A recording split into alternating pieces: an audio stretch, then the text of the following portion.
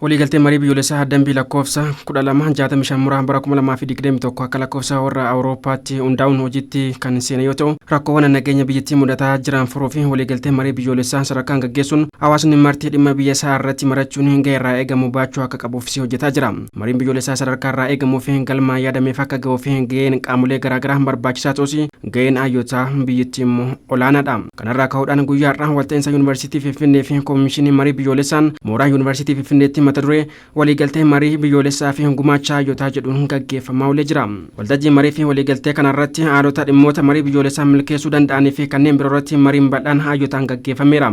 Waltajjii marii kanarratti kan argaman barsiisaa yuunivarsiitii Finfinnee Dr. Xilahuun Talilaa fi Dr. Taakkalee Morodaan rakkoo nageenya waggootanii fi ture furuu fi waltajjiin mariin akkasii hayyotaan qophaa'uun adeemsa marii biyyoolessaa taasifamaa jiru haalaa fi adeemsa jalqabameen akka milkaa'uu fi gahee olaanaa qabaa jedhu. Har'a waltajjii marii biyyoolessaa jedhu kanaaf yuunivarsiitiin waltajjii kana qopheesse. Mariin biyyoolessaa kun egaa akkuma kanaan duras dhaga'aa turre kallattii adda addaatiin uummata mariisisuun tureera.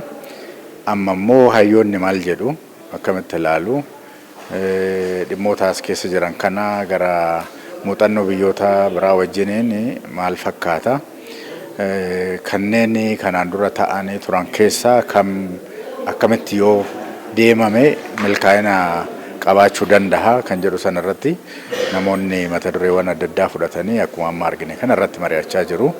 Kanaaf kaayyoon guddaan hayyoonni qorannoodhaan akka duukaa bu'anii odeeffannoos argatanii irra caalaa immoo qorannoodhaan akka ilaaluu danda'aniif waltajjii qophaa'ee jechuudha. ምሁር ብዙውን ጊዜ ሀሳብ ማቅረብ ያለበት hayyoonni qaama hawaasaa keessaa isa tokkodha. Haa ta'u malee hawaasa keessatti yaada qo'annoo fi qorannoon deeggarame yaada amansiisaa uummataaf dhiyeessuu danda'udha. Dhimmoota biyyaa fi hawaasa ijaaruu danda'an marii biyyaalessaa kana keessatti dhiyeessuu danda'an irratti yaada maddisiisuu danda'u jedheen yaada. ለሀገር የሚጠቅም ሀሳብ ለህዝብ የሚጠቅም ሀሳብ በመስጠት ነው። Koomishiniin marii biyyoolessaa ergaa hundaa'e waltajjii marii hawaasaa hirmaachiseen sadarkaan hojjetamaa jiraatus milkaa'ina marii kanaaf immoo xiyyeeffannoo hawaasa biyyattii mara barbaadaa dubbatu hayyoonni kunniin. Hojiin koomishiniin kun hojjechaa jiru egaa sanaan dura koomishinii nageenya fi maal kan jedhu tokkotu ture booda koomishinii marii kanatti dhufe. Koomishinii marii biyyoolessaa kun egaa akkuma odeeffannoo isaa qabnu edda hojii jalqabee bubbuleera. Naannoo iddoo adda addaa biyyattii keessatti naanna'ee qaamolee hawaasaa mariisisaa tureera. Naannoo fakkeenyaaf Beenishaangul Gumuzitti, Gaambeellaa akkasuma Sidaamaa, Somaalee, Finfinnee illee dabalatee sanaan booda Oromiyaadha kan mariisifamaa ture ammallee mariisifamaa jiru akka odeeffannoo qabnutti.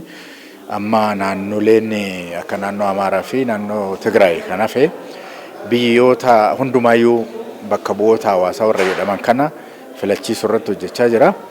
ብዙ ሂደቶች ውስጥ ብቻ ማለፍ ብቻ ሳይሆን ደግሞ አገሪቷ ከነበረባት ችግር hojiin koomishichaa adeemsa hedduu keessa darbeera jedheen yaada.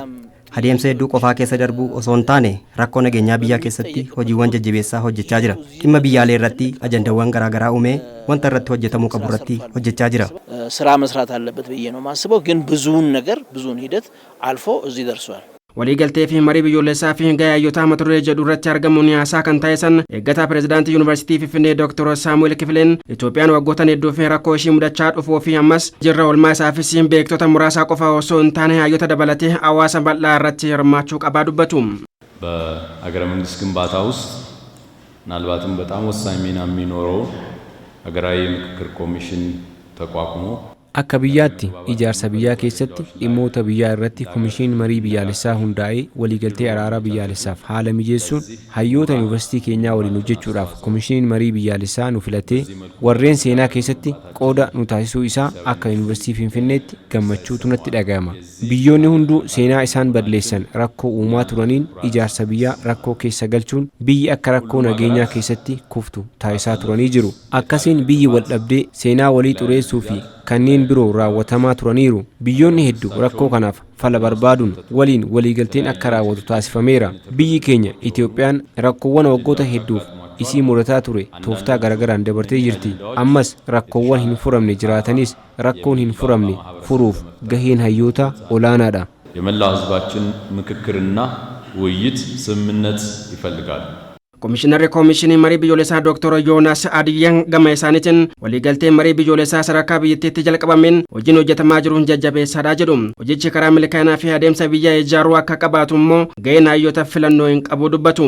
ከፍተኛ ትምህርት ተቋማት ዋናው ሚናቸው gaheen dhaabbilee barnoota olaanoo hayyoota haala kanaan waltajjii irratti argamuun barbaachisummaa marii biyyaalessaa barsiisu, hawaasni nageenyi kan kooti jedhee akka fudhatu gochuu, hawaasa barsiisu, qorannoo garaagaraa gaggeessuun hawaasa biyyattii wal buqqisurra, wal ijjeesurra waliif yaadu barsiisuun gaheen keenya kun gahee hayyuu tokkooti. በአክብሮት ጥያቄ ማቅረብ ነው የኛ ስራ።